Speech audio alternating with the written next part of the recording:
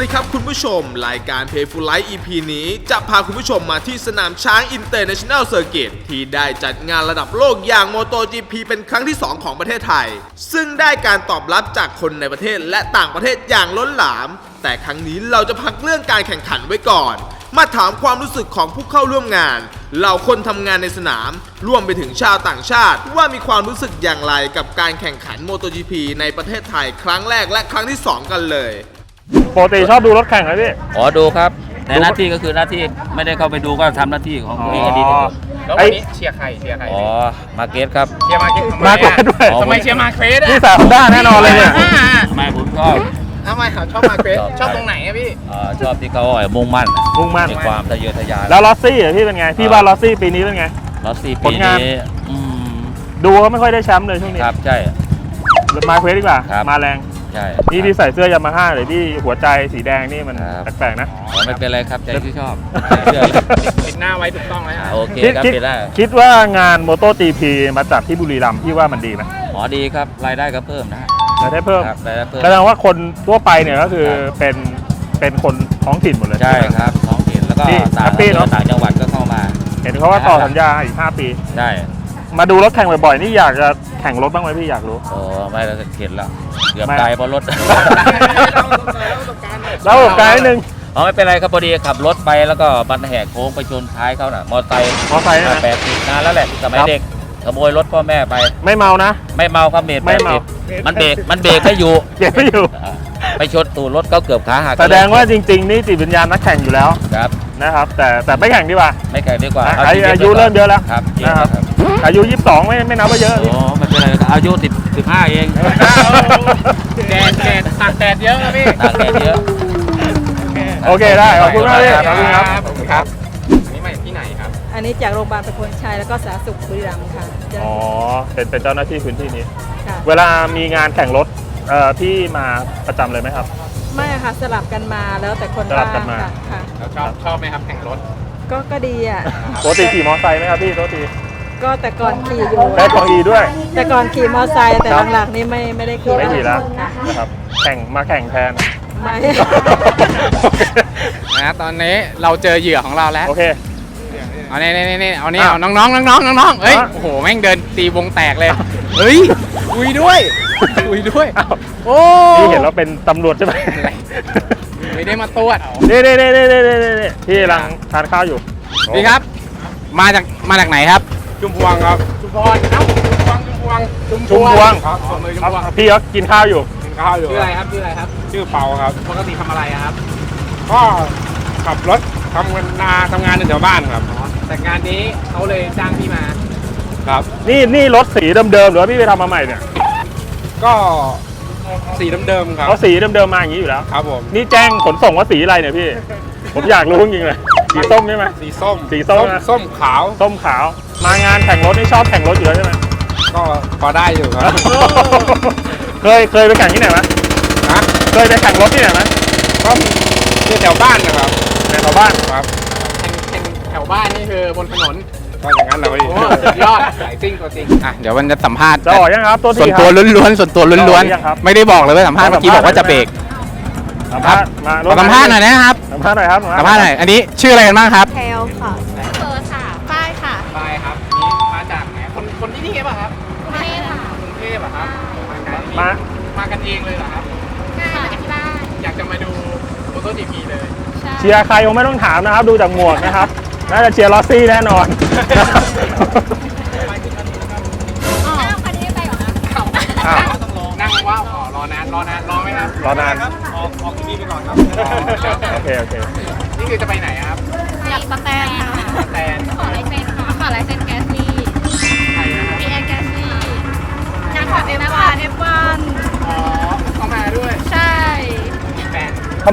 ไมชอบดูแข่งรถอ่ะเป็นผู้หญิงปกติขี่รถไหมครับขี่ไม่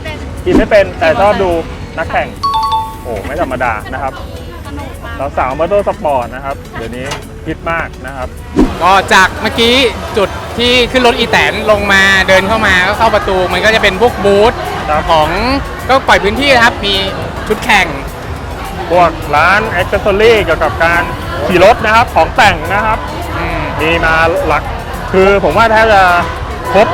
เกี่ยวกับมอไซค์เลยวันนี้นะครับพวกแบรนด์ใหญ่ๆนะครับ RC ไว้ S โอลินนะครับ ข้อดีมันไม่ใช่แค่ว่าเอาแบรนด์พวกสินค้าอะไรมานะครับ ทีเด็ดอยู่ที่พิตตี้แต่ละแบรนด์แต่ละบูธเนี่ยเหมือนกับแบบคัดตัวท็อปมาเจอกันที่หน้าข้างหน้าแบรนด์เนี่ยเจอทุกคนนะครับ อย่างเช่นฝั่งนี้มาดู YSS ก่อนไหมครับเห็นน้องสวัสดีครับน้องชื่ออะไรครับผม ชื่อกัมพลอยโสดนะคะ ท่าเมื่อกี้มันมีชื่อท่าไหมครับ ไม่มีค่ะ ชื่อท่ากัมพลอยเองค่ะ โสดนะคะ นี่ไงบอกชื่อท่าอยู่พี่ โอเคครับเอาพี่นัทประกบข้างหน่อย ประกบข้างนิดนึง สัมภาษณ์น้อง นะครับ ครับ ชื่อแล้วเป็นคนที่ไหนครับ เป็นคนนครพนมค่ะ ว้าวลาวก็ได้เด้อ งั้นเดี๋ยวพูดลาวกับพี่นัทเลยครับพี่นัทก็มีเมียเป็นคนลาวเหมือนกันครับ อ๋อมีเมียแล้วเหรอ มีแล้วครับรักครอบครัวครับผม รักครอบครัวน่ารักค่ะ ช่วงนี้ชอบคนรักครอบครัวนะคะ แล้วโฟโต้จีพีมาปีที่แล้วมาไหมครับ ปีที่แล้วไม่ได้มาค่ะ แต่ปีนี้ไม่พลาดค่ะ เพราะปีนี้ยิ่งใหญ่มากเลยยิ่งใหญ่ปะคะ ยิ่งใหญ่มากเชียร์ใครครับนักแข่งวันนี้ วันนี้เชียร์ทุกทีมเลยค่ะ ใครหน้าตาดีก็เชียร์คนนั้นเลย ครั ค่ะ นี่เขาเรียกตอบเป็นนะฮะเชียร์ทุกทีมนะ เชียร์คนไหนก็ได้ค่ะ โฟ ที่ กัสนะครับ ใช้ชงอัพของเรา YSS นะคะ แล้วตอบไม่ถูกอ่ะ ไม่ถูก อยากอยาก พอเจอสาวสวยๆนะครับ ที่นี่จะเป็นอย่างนี้นะ อ ค ยา รั ก บ คุยแต่นึกไม่ออกว่าจะคุยอะไรนะครับ โอเคจะตัดแค่นี้แล้วกันโอเคขอบคุณครับผมสวัสดีครับ ขอโทษครับ สวัสดีครับ พอจะมีเวลาสักครู่ไหมครับ โอ้ได้สิตีคุณมีอะไร เฮียมาจากอำเภออะไรครับ ประเทศอะไรครับ โอ้มาจากอังกฤษฮะทำมาหากินในเมืองไทยหรือเปล่าครับ no น้องตีพี่บินมาดูการแข่งขันโดยเฉพาะเลย แล้วรู้สึกยังไงกับไทยมอโต GP ครับ จัดเป็นปีที่ 2 แล้วก็ดีนะฝนจะตกเลย สีเสื้อนี่เชียร์สลิมใช่ไหมครับ เชียร์โดวิใช่ไหม คิดว่าเขาจะเป็นยังไงในสนามนี้ ฟอร์มปีนี้ไม่นิ่งพอ มาร์กน่าจะจัดเต็มในสนามนี้นะ แต่วันนี้ก็ลุ้นให้มาเกวสเข้าหลังโดวิเดาว่าจะเป็นอย่างนั้นไหมเฮีย โอ้โหหมดคำสิว่าวถ้าได้ก็จะเชียร์สนุกกันต่อในสนามนาเดอร์เคยไปดูมอโต GP มากี่ครั้งแล้วครับ 7-8 ครั้ง เฉพาะปีนี้บรวยขนาดนั้นทั้งชีวิตอายไปแค่ 3 ประเทศ อีแตนเฮียได้นั่งหรือยังครับ มันย้อนมากรถวิ่งจากสนามบินมาถึงในเมือง ในสนามส่งนาเก้าอี้คนดูสำคัญแมงฝีสุดย้อนเลย แล้วมานี่การบริหารเป็นยังไงบ้างครับ ก็ทุกอย่างดีมากเลยเฮียโคตรแฮปปี้กับที่นี่เลยคุ้มที่มาฟังแล้วชื่นใจแทนอาเน สุดท้ายจะสอนเฮียพูดภาษาพื้นเมืองคนบ้านนี้ม่วนหลายม่วนหลาย แปลว่าสนุกครับ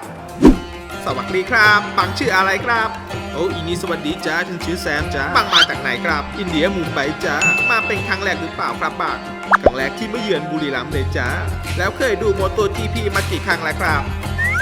4 ครั้งแล้วจ้าที่ไหนบ้างครับบ้างโอ้โหมาเลเซียบาห์เรนอิตาลีจ้าไหนจ้าบาห์เรนกาตาร์หรือเปล่าครับกาตาร์จ้าแล้วรู้สึกยังไงกับไทย GP ครับบ้าง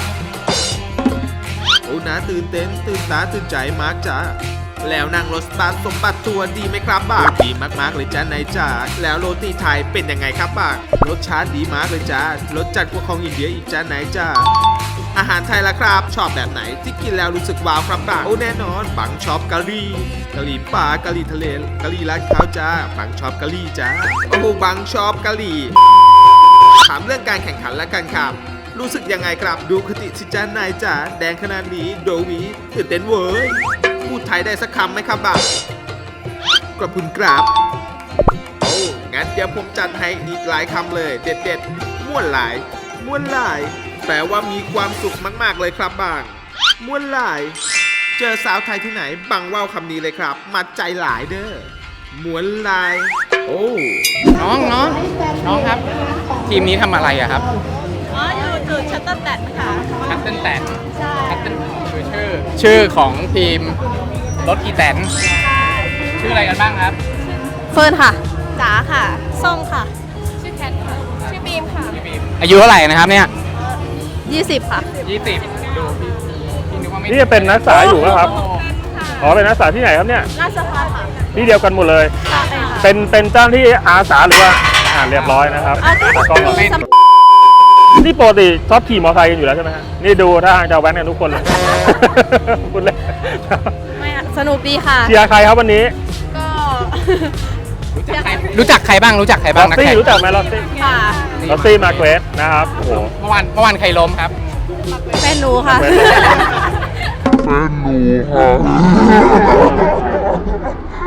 ชอบไหมครับว่ารายการมอเตอร์จีพีมาจัดที่บุรีรัมย์เนี่ย ชอบค่ะ ชอบใช่ไหมครับสนุกใช่ไหมครับงาน สนุกค่ะ สอนภาษาอีสานพวกพี่หน่อยครับ พี่อยากรู้คำไหน จาโดยก็ได้ค่ะ จาโดยแปลว่ากินข้าว จะโดย โดย อันนี้ภาษาสวยนะคะ ภาษาสวย เขมรบอก เขมรเหรอ โฮปายหรือเปล่าโฮปายค่ะ ป้ายแปลว่ากิน กิน ข้า ข้าว ว ลาวก็มีพี่ลาว เพราะว่าอะไร เข่ากินข้าวกินเข่ากินเข่า พี่อยากรู้นิดนึงว่า เด็กอินเตอร์ ที่บุรีรัมย์เนี่ยถ้าแบบอยากไปร้านที่แบบว่ารักษาเขาชอบไปนั่งกันเนี่ยร้านอาหารหรือร้านนมร้านอะไรแล้วแต่ร้านไหนดี ที่แนะนำเลยที่ว่าเด็ดสุดในบุรีรัมย์เลย ก็มีหลายที่ไอบูเฟิร์สไอบู ไอบูคือ เปิด อะไรอ่ะ ก็เป็นพวกที่นั่งน้ำร้านน้ำช่วงตอนเย็น อยู่แถวไหนครับ แถววงเวียนราชการ อ๋อตรงวงเวียนช้างนู่นเลย ใช่ มือระวังหน้าเพื่อนครับผม นี่น้องถามน้องเขาหน่อย ขออนุญาตสัมภาษณ์ ขออนุญาตนะครับถามน้องเขาหน่อยครับ ชื่ออะไรครับผม บุญครับ บุญอายุเท่าไหร่ครับบุญ 12 12ครับ อันนี้งานนี้เนี่ยต้องขอพ่อยังไงถึงพ่อเขาถึงจะยอมมากับเราครับบุญ อ๋อในโคราช อ๋อตั้งใจมาพาเด็กๆมาดูครับผมเชียร์ใครครับพี่ เชียร์ด็อกเตอร์ครับ ฮะเชียร์ด็อกเตอร์ นี่แหละตัวเล็กอ่ะเชียร์ใคร ด็อกเตอร์ทักษิณอ๋อไม่ใช่ เฮ้ยไม่ใช่ ตูดแล้วไหนเชียร์ใครครับรู้จักใครบ้างรู้จักทีมอะไรบ้าง ล็อกซี่ ชอบรถยี่ห้ออะไรครับชอบรถยี่ห้ออะไร เขินนะครับปกติขี่รถอยู่แล้วใช่ไหมพี่ ก็ขี่ครับ ต้องมีแข่งด้วยเคยแข่งอยู่แล้วสมัยวัยรุ่นแน่นอนเลย มี มีด้วยนี่เราเจอนักแข่งทุกคนเลยนะเวลาสัมภาษณ์นะครับ แล้วเป็นไงครับพอมาเจอสนามช้างแบบนี้งานจัดการนี้มาง่ายไหมครับจากโคราชมานี่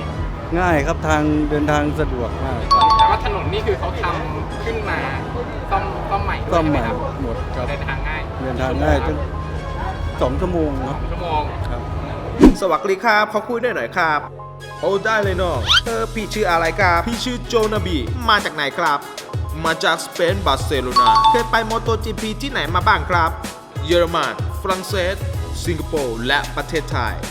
รู้สึกยังไงกับไทยมอโต GP ครับ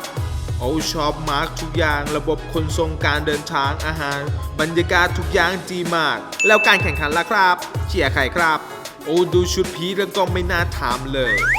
แล้วคิดว่าผลการแข่งขันวันนี้จะเป็นยังไงครับลุ้นอย่างเดียวให้พี่มาร์คชนะในวันนี้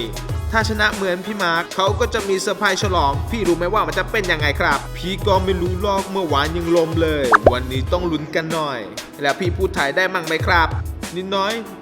น้อยมาก มีความคิดเห็นยังไงกับงานในวันนี้ครับ ทุกอย่างเลิศระบบการรักษาความปลอดภัยห้องพักทุกอย่างดีจริงๆสุดยอด ชื่ออะไรครับ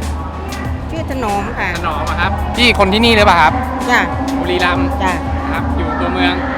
จ้าอยู่ตัวเมืองนี่แหละ ตัวเมืองเนี่ยครับแล้ว จ้ะ ปีที่แล้วมาไหมครับ ปีที่แล้วมีแต่นี่ ฮะ นี่แต่เด็กน้อยมา เด็กทำไมเห็นเด็กน้อยมาเอาเด็กน้อยมาทำงานส่วนนี้หมดเลยเหรอครับ ไม่ไอ้นานๆทีมีเพราะงานนี้อย่างเดียว ครับแล้วปกติพี่ถนอมทำงานอะไรครับ มันไม่บ้านเลี้ยงหลาน เลี้ยงหลาน จ้า เลี้ยงหลานอย่างเดียว จ้า แล้วเดี๋ยวนะเดี๋ยวให้เพื่อนผมเข้ามานะครับคนนี้เขาชอบคุยกับสาวๆรุ่นนี้นะครับ ไอ้นาย มีเขินนะครับมีเขินนะครับ สาวลูกเย็ อันนี้เป็นลูกหรือว่า หลานทั้งนั้นแหละ อ๋อเป็นหลานทั้งหมดนะครับ จ้า ทำไมถึงชอบงานแข่งรถครับ โอ้กับงานประจำที่บ้านเนาะ อ๋อปกติแข่งเป็นนักแข่งอยู่แล้ว จ้าชอบเยี่ยม นักแข่งเยอะไหมบุรีรัมย์เนี่ย เยอะ คนขี่มอเตอร์ไซค์เยอะไหม เยอะ แล้วชอบไหมมากมีสนามแข่งรถที่บุรีรัมย์เนี่ย จ้า ชอบเนาะ มีแข่งเดียว นะ ชอบมากเลย ถ้าไม่ได้เก็บขยะนั่งดูแล้วเนี่ย ครับนี่ถือเป็นคนสำคัญอีกคนหนึ่งของงานนี้ ยังชอบ นะครับ ชอบเลย ในตัวเมืองเราด้วย ครับมีอะไรน่าท่องเที่ยวไหมครับจังหวัดบุรีรัมย์ ก็มีเยอะแยะมีเขากระดงมี เขากระโดง เขาอะไรอ่ะเขาพนมรุ้งเขา เขาพนมรุ้ง ส่วนมากแกนี่แหละพวกบอลพวกกีฬาพวกนี้แหละ อยากรู้เลยเนี่ยว่าสาวบุรีรัมย์สวยไหมป้า ดูเอามาจากกรุงเทพมาจากไหนพวกมิตตี้มิเตอร์นั่นน่ะสวยไหม อ๋อสวยไหม แล้วแต่ยายสวยไหม สวยครับสวยคือถ้าตอนสาวๆนี่ผมบอกเลยนะครับหนึ่งในหมู่บ้านแน่นอน โอเคขอบคุณมากครับพี่ ได้ขอบคุณมาก ครับ ขอบคุณ สวัสดี ครับ ครับ มันหาโชคดีนะ ครับสวัสดีครับ